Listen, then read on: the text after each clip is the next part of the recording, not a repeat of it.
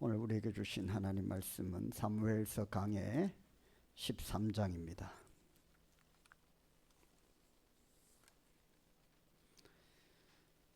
1절부터 7절까지 말씀입니다. 한 절씩 교독을 하고 마지막 절은 합독을 하겠습니다.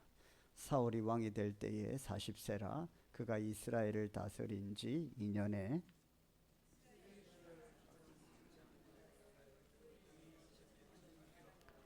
믹마스와 베델산에 있게 하고 1,000명은 요단과 함께 베냐민 기브아에 있게 하고 남은 백성은 각기 장막으로 보내.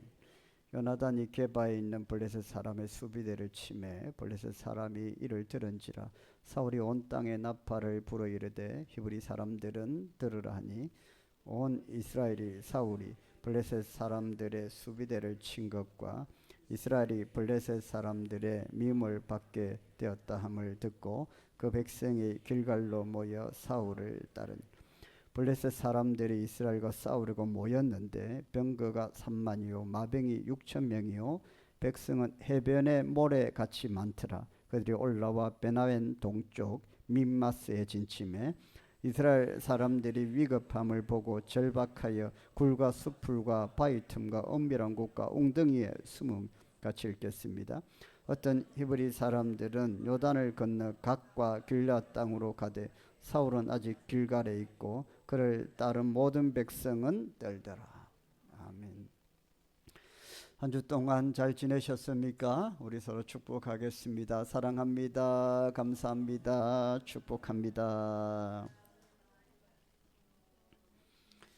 교회 오니까 좋습니까? 오늘 너무 예쁘죠, 교회가? 네, 할렐루야. 예, 많은 분들의 기도와 수고와 또 헌신 덕분에 교회가 아름답게 꾸며져 가고 있습니다. 주님의 이름으로 축복을 드립니다. 여러분, 신앙생활 하면서 가장 어렵고 힘든 것이 무엇입니까? 어떤 분은 기도가 가장 어렵고 힘들다고 하세요. 또 어떤 분들은 봉사하고 섬기는 것이 가장 힘들고 어렵다고 하고 또 헌금하는 것이 좀 힘들다고 말씀하시는 분들도 있고 성도들과의 관계가 힘들다고 하시는 분들도 꽤 많이 있습니다. 다 맞습니다. 뭐 쉬운 게 있겠습니까?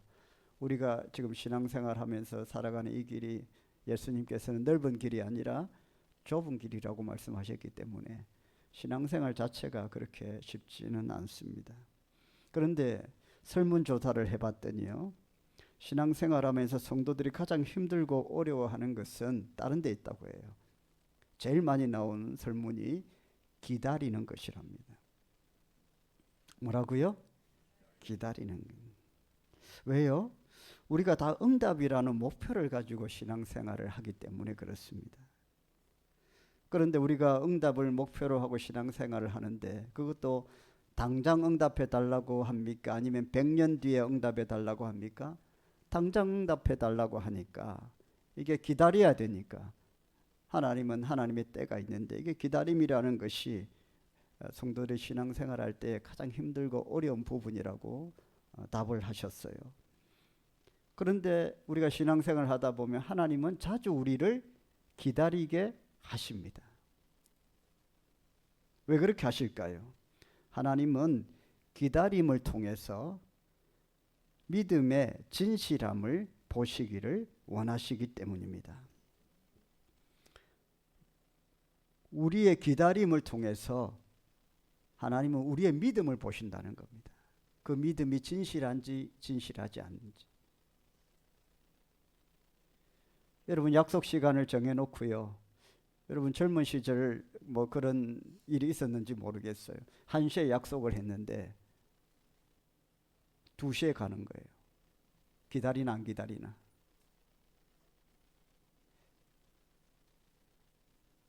정말로 나를 원하면 기다릴 것이다. 그런 테스트를 당해본 사람은 없는 것 같아요.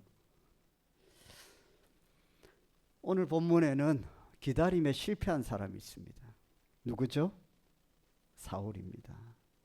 기다리지 못해서 신앙도 무너지고 인생도 실패를 합니다.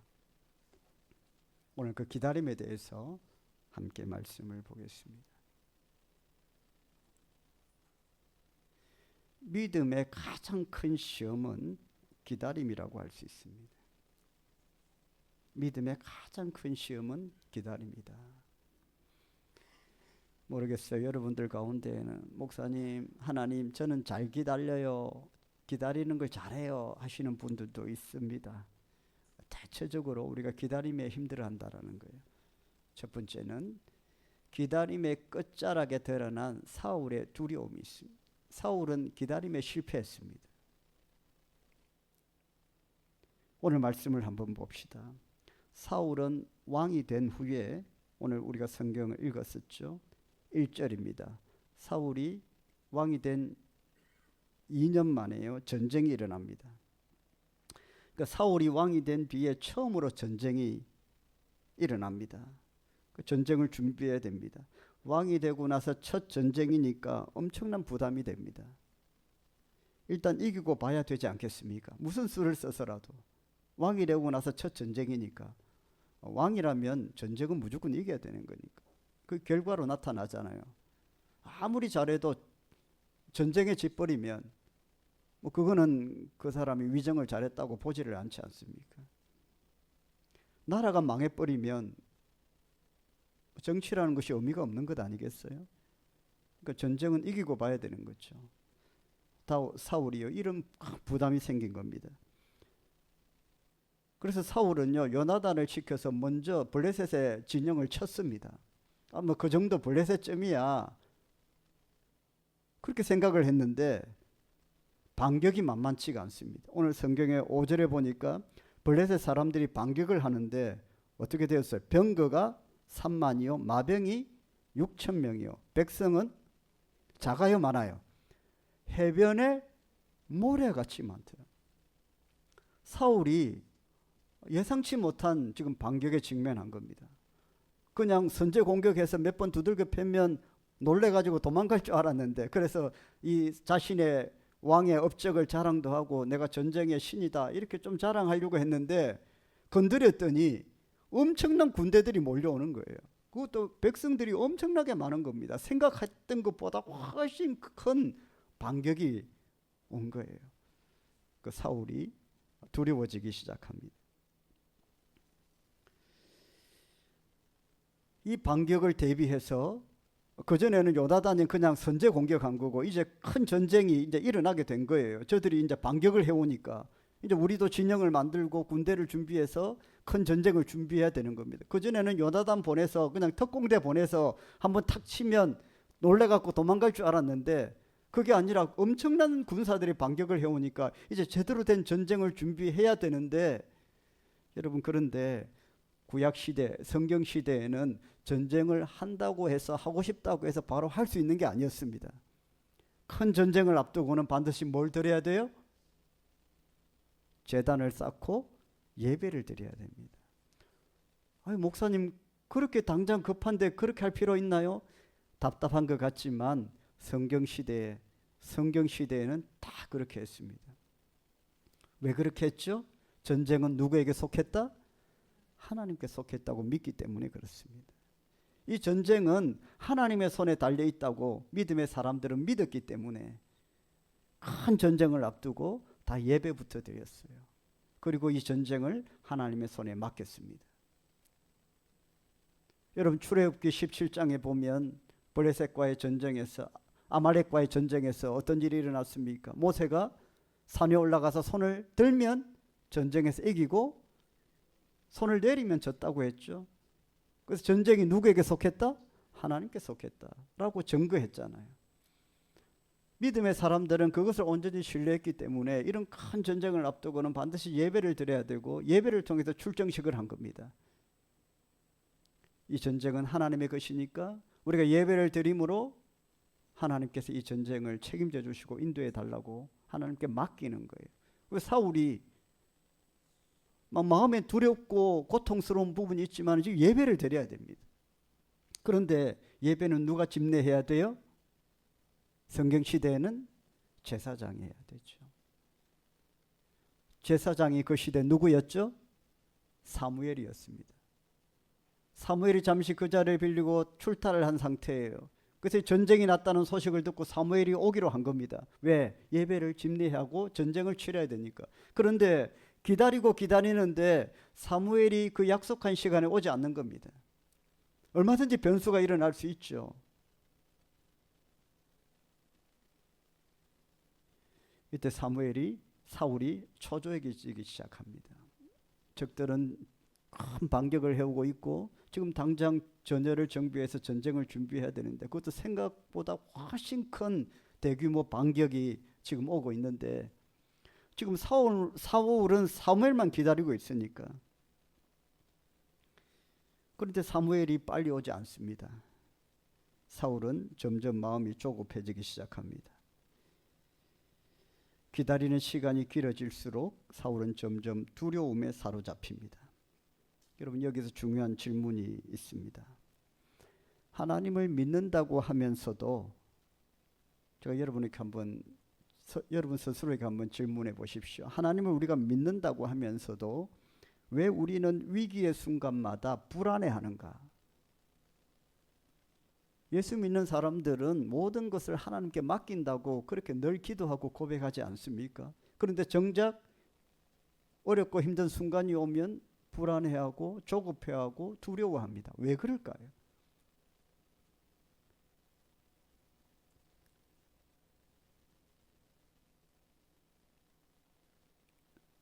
그렇죠? 왜 두려워하고 조급해할까요?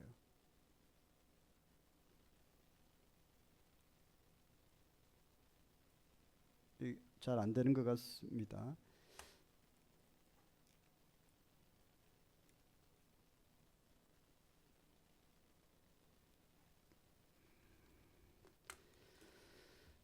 여러분, 그 이유는 우리의 믿음이 하나님을 믿는 것과 하나님의 때와 방법을 믿는 것을 구분하지 못하기 때문입니다. 뭐라고요? 우리의 믿음이 하나님을 믿는 것과 하나님의 때와 방법을 믿는 것을 구분하지 못하기 때문입니다. 하나님을 믿고 의지한다고 하면서도 우리가 원하는 내 시간과 내 방식대로 상황이 풀리기를 기대할 때에 그 기대가 무너질 때마다 불안과 두려움이 밀려오게 되어 있습니다. 사울도 그랬습니다. 그는 하나님을 믿었습니다. 하나님이 주시는 기다림의 시간을 견디지 못했고 그로 인해 불안이 그를 지배했습니다. 믿었지만 하나님께서 주시는 그 기다림의 시간을 견디지 못한 것입니다. 사울은 하나님의 뜻을 기다리는 대신 자기 생각과 조급함을 선택을 했고 결국에 그 불안은 하나님의 명령을 어기게 되었던 겁니다. 그는 하나님이 주시는 평안을 믿지 못하고 대신 자신의 방법으로 평안을 얻으려고 했습니다. 여러분, 우리는 종종 하나님의 응답이 더디다고 느껴질 때에 불안을 느낍니다. 마치 기도가 응답되지 않은 것처럼 보이고 상황이 나아지지 않으면 하나님이 마치 나를 떠난 것처럼 느낄 때가 많아요. 의심이 생깁니다. 그러나 우리가 기억해야 할 것은 하나님의 때는 완벽하다는 사실입니다. 그분은 항상 우리의 최고를 위해 일하고 계시며 우리가 상상할 수 있는 것 이상으로 완벽한 계획을 준비하고 계십니다. 여러분, 믿으십니까? 하나님을 믿는다고 하면서도 불안한 이유는 우리가 하나님의 방법과 시간이 아니라 자신의 계획을 더 믿기 때문입니다. 그래서 중요한 것은 믿음을 하나님의 주권에 맡기고 그분의 시간과 방법을 신뢰하는 것입니다. 두 번째는 조급함이 부른 신앙의 무너짐. 그러니까 조급함이 결국에 두려움이 생기고 어려움이 생기고 결국에 신앙이 무너지는 데까지 이르게 된다는 겁니다. 7절 말씀을 보면 어떤 히브리 사람들은 요단을 건너 갓과 길르앗 땅으로 가되 사울은 아직 길갈에 있고 그를 따른 모든 백성은 떨더라 했어요. 그러니까 무슨 말씀이냐 하면 모든 백성들이 이 전쟁통에 적들은 막 반격을 해오는데 예배는 드려야 되는데 사무엘은 늦게 오고 이렇게 되니까 사울을 떠나서 다 흩어져 버립니다. 사울은 이런 상황을 보면서 백성들까지 다 떠나버리니까 더 이상 버티지 못하고 어떻게 해버려요? 사무엘이 없는 채로 예배를 드려버립니다. 여러분 어떻게 생각하십니까? 전쟁통에 한시가 급한데 잇몸으로도 해야 안 되겠나? 사무엘이 없으니 왕이 대신해도 뭐가 문제이겠나? 특별히 지금은 전시 상황인데 대충 하고 그냥 전쟁하지 뭐. 근데 여러분 하나님은 이것을 하나님에 대한 불순종으로 보셨습니다. 여러분 우리도 때때로 하나님의 시간이 더디게 느껴질 때가 있습니다. 기도했지만 응답이 없고 노력했지만 열매가 없을 때에 우리는 사울처럼 내가 무언가 해야 되겠다. 충동에 빠질 수가 있습니다. 내가 해결해야 되겠다. 내가 해야 되겠다.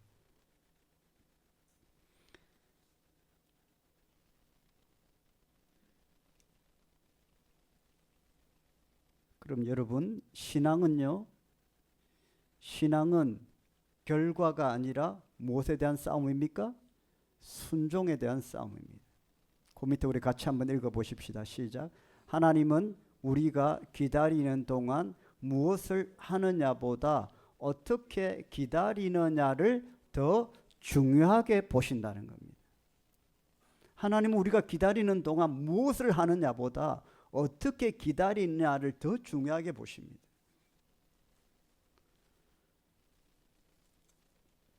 우리의 신앙이라는 것이 결국 내가 원하는 결과를 얻기 위한 것이 아니라 하나님의 뜻에 순종하며 그 길을 따르는 것이 우리 신앙생활입니다.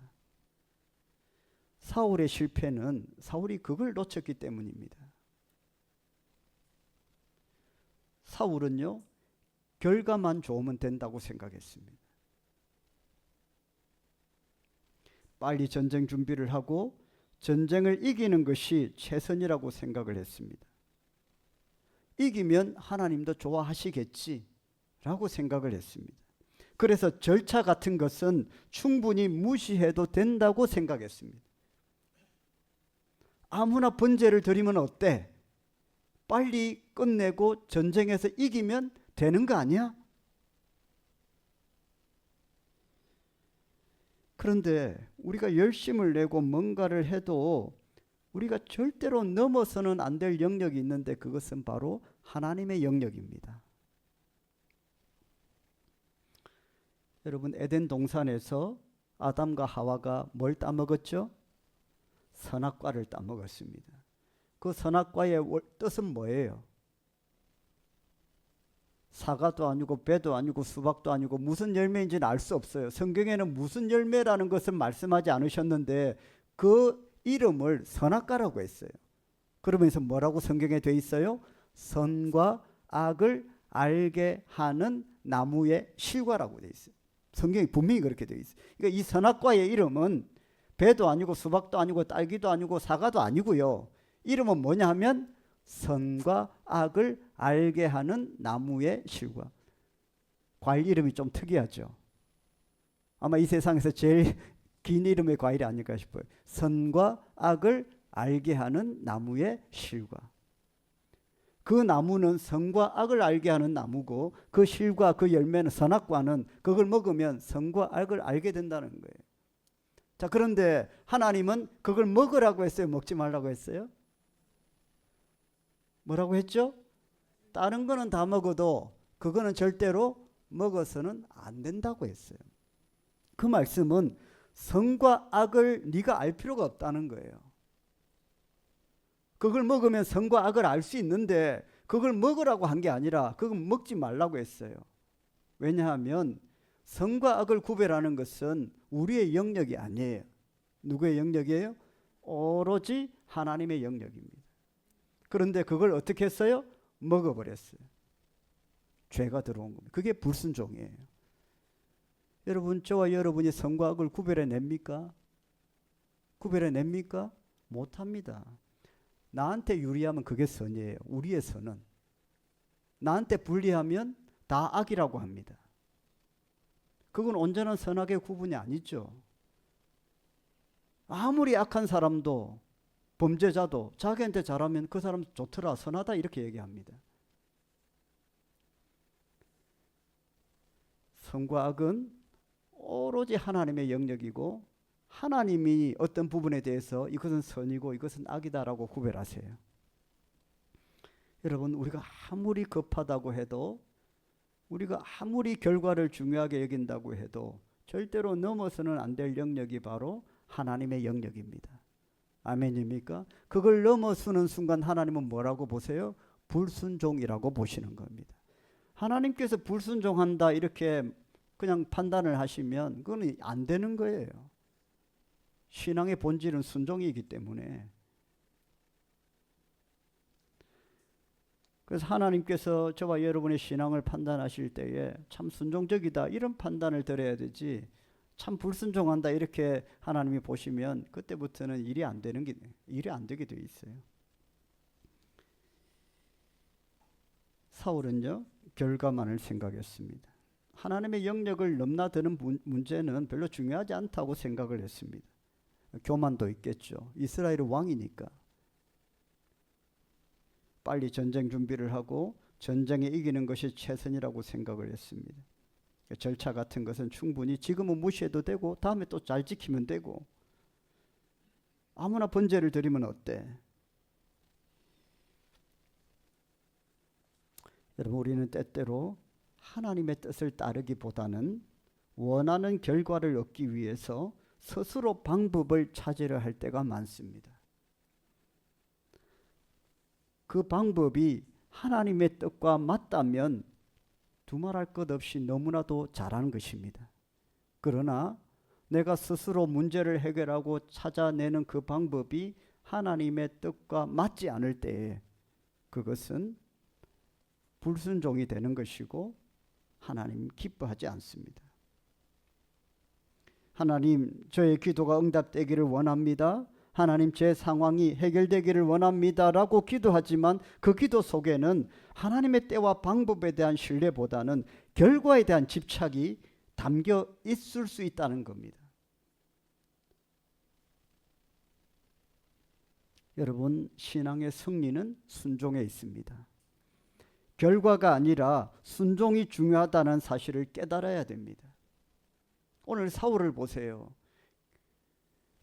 좋은 결과를 이끌어내기 위해서는 사무엘이 안 오니까 전쟁통에 빨리 예배 집례하고 전쟁에 나가는 것이 결과론적으로는 좋아요. 그런데 하나님은 그걸 보는 게 아닙니다. 순종을 보세요. 우리가 하나님께 순종하는 그 자체가 하나님의 영광을 드러내는 것이기 때문이고요. 우리의 신앙을 성장시키는 것이 되기 때문에 그렇습니다. 사울이 실패한 이유는 하나님의 때와 방법을 믿지 않고 자신이 주도하려 했기 때문입니다. 하나님은 우리의 결과를 맡기고 우리가 할 일은 순종하는 것입니다. 우리가 하나님의 뜻을 따를 때에 하나님은 우리의 삶을 아름답게 이끌어 가십니다. 그리고 그 순종의 과정에서 하나님의 섭리와 계획을 깨닫게 되는 시간이 반드시 오게 되어 있습니다. 우리는 때때로 결과가 보이지 않으면 불안하고 조급함이 생기지만 신앙은 그 불안함 속에서 믿음으로 순종하는 싸움입니다. 이 싸움에서 승리하는 사람은 하나님의 때를 믿고 그분의 뜻을 따르는 자입니다. 세 번째는요, 기다림은요, 버려야 할 시간이 아니라 연단의 시간입니다. 우리는 기다림을 낭비라고 생각합니다. 기다리는 시간을 그냥 버리는 시간이라고 생각합니다. 그러나 그렇지 않습니다. 기다림의 시간은 귀한 시간입니다. 기다림의 시간은 하나님께서 우리를 연단하시는 시간입니다. 할렐루야.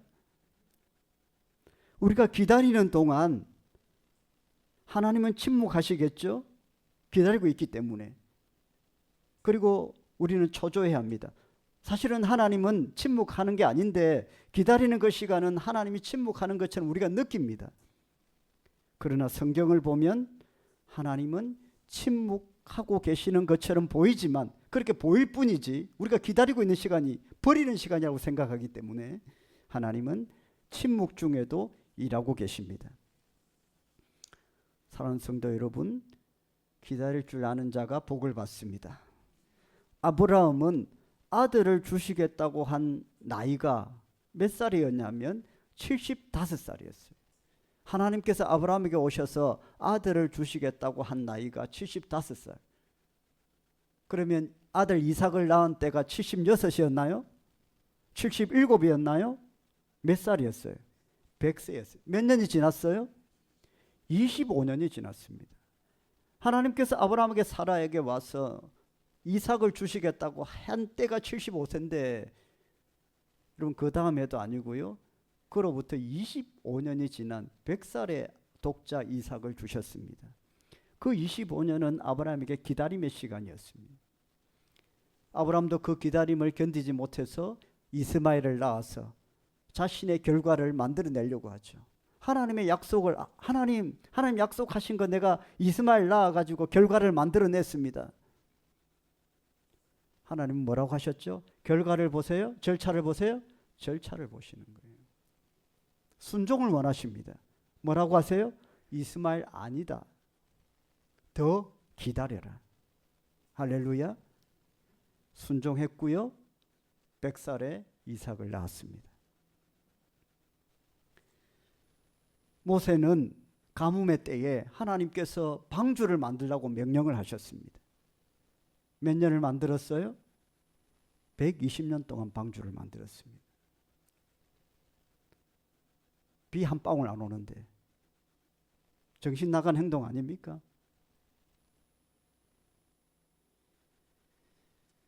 사랑하는 성도 여러분, 기다릴 줄 아는 자가 복을 받습니다.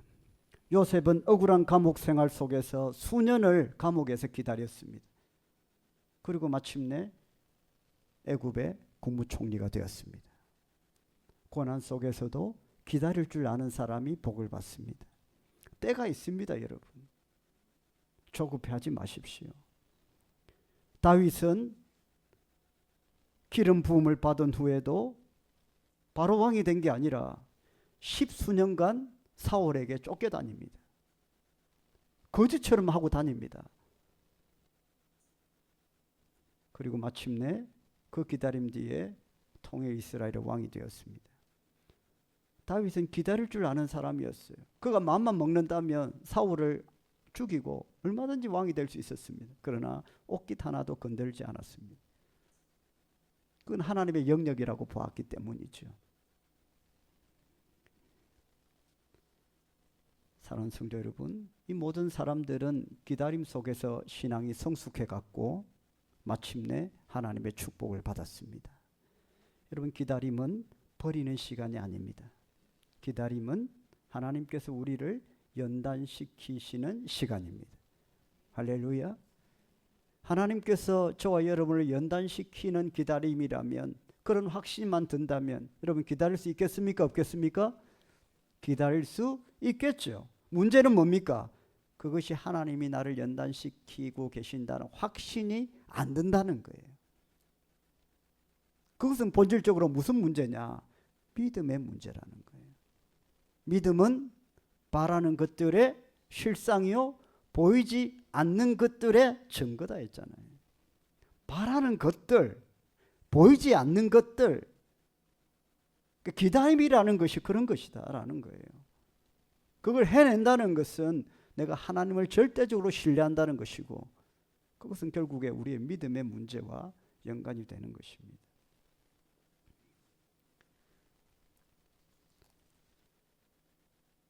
사울은 그 기다림을 견디지 못했습니다. 그리고 왕권을 잃게 되고요, 비참한 인생의 말로를 맞이하게 됩니다. 반면에 하나님께서 이제 사울의 실패 뒤에 세우시는 또 한 사람, 바로 다윗입니다. 하나님께서 다윗을 세우십니다. 14절 말씀입니다. 성경을 한번 찾아보십시오. 14절 시작. 지금은 왕의 나라가 길지 못할 것이라 여호와께서 왕에게 명령하신 바를 왕이 지키지 아니하였으므로 여호와께서 그의 마음에 맞는 사람을 구하여 여호와께서 그를 그의 백성의 지도자로 삼으셨느니라 하고. 지금 누구를 얘기하는 거죠? 다윗을 얘기합니다. 여호와께서 왕에게 명령하신 바를 왕이 지키지 않았다는 거예요. 그 순종을 안 했다는 뜻입니다. 그리고 여호와께서 그의 마음에 맞는 사람을 세우시겠다. 그 사람이 다윗입니다. 자, 한번 보세요. 다윗은요, 일찍이 하나님께서 이 땅에 통일 이스라엘 왕이 될 것이라고 선택을 하셨는데, 하나님께서 왕정 제도를 허락하시면서 하나님 마음에 딱 두고 있었던 사람이 누구예요? 다윗이에요. 그런데 백성들이 누구를 원했죠? 사울을 원했어요. 사울이 왕이 되고 기름 부음을 받고 왕이 세워지고 지금 전쟁을 맞이하는 이때까지 2년이 지났잖아요. 다윗은 그 모든 과정을 지금 기다리고 있었던 거예요. 하나님이 다윗을 왕이 될 것이라고 선택을 하셨음에도 불구하고 그 모든 시간을 다윗은 기다렸고 마침내 때가 온 겁니다. 하나님의 때가 온 거예요. 다윗은 기다렸고 마침내 복을 누리게 되었습니다. 사울의 실패는 하나님께서 멈추셨기 때문이 아니라 사울이 자기 뜻대로 앞서갔기 때문에 하나님께서 결국에는 멈추게 하셨고 실패를 하게 된 것입니다. 하나님은 우리의 기다림을 보고 계십니다. 같이 한번 읽어볼까요? 시작. 하나님은 우리의 기다림을 보고 계십니다. 그러니까 하나님이 지금 보시는 것은 우리가 기다리나 안 기다리나를 보시는 거예요. 여러분 동물 키워보셨죠? 딱 손에 먹을 거 들고 기다려. 근데 이거 우리 집사람이 저한테도 해요. 막 들고 와서 기다려! 내보고 이렇게 한다고요. 그래서 제가 기다립니다. 개처럼 이렇게 손 이렇게 모아가지고. 기다림 훈련. 기다려! 하고 잘 기다리면 주죠. 예. 하나님께서 저와 여러분에게 기다려 하십니다. 기다려. 잘 기다리면 선물 받습니다. 할렐루야. 지금 무엇을 기다리고 계십니까? 응답이 없는 기도 제목이 있습니까? 풀리지 않는 문제 속에서 마음이 조급해지고 있습니까? 그러나 오늘 말씀을 꼭 기억하시기를 바랍니다. 기다림은 무기력함이 아닙니다. 기다림은 믿음의 표현입니다. 기다림은 하나님이 우리 안에 무언가를 빚어가는 시간입니다. 기다림은 결코 헛된 시간이 아니며 하나님의 계획을 신뢰하는 시간이기 때문입니다. 그러므로 조급하지 마십시오. 반드시 때가 옵니다. 사울처럼 내가 하려고 하지 마십시오. 그 때는 소용이 없습니다. 되는 것 같아도 또 무너집니다. 하나님의 때를 기다려야 됩니다. 그 때는 정확하고요. 빈틈이 없고 반드시 이루어집니다. 할렐루야. 우리는 지금도 하나님의 때를 준비하는 믿음의 자리에 서 있는 것입니다. 이사야 30장 18절 말씀을 같이 마지막으로 한번 읽어보겠습니다. 시작. 하나님을 기다리는 자는 복이 있도다. 그러나 여호와께서 기다리시나니 이는 너희에게 은혜를 베풀려 하시니. 다시 한번 읽어볼까요? 시작. 하나님을 기다리는 자는 복이 있도다. 그러나 여호와께서 기다리시나니 이는 너희에게 은혜를 베풀려 하시니. 아멘입니까? 기다리는 자는 복이 있도다 해놓고 뭐라고 했어요? 그러나 여호와께서 기다린다는 거예요. 왜? 그 그걸 그래야 은혜로 아니까. 주는 대로 다 줘보십시오. 하나도 고마운 거 몰라요. 근데 기다리게 하고 또 주고 또 기다리게 하고, 이 기다림의 훈련을 통해서 우리는 감사를 깨닫게 되죠. 주시는 것이 얼마나 감사한지. 이게 하나님의 뜻인 줄 믿으시길 바랍니다. 기도하겠습니다.